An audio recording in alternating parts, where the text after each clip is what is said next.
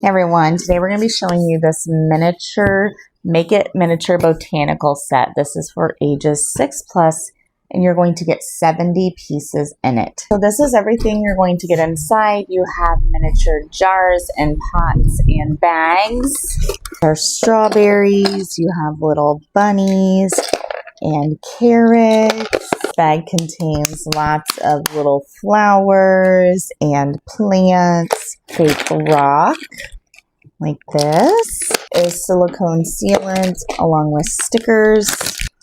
Your wooden shelf you're going to assemble. Lots more fake flowers. And it even comes with these papers to where you can make bouquets. Then of course your instructions, and it shows you everything that you're going to get in your kit of how to do this. So she is going to play with this, put it all together, and we'll show you what this looks like in the end.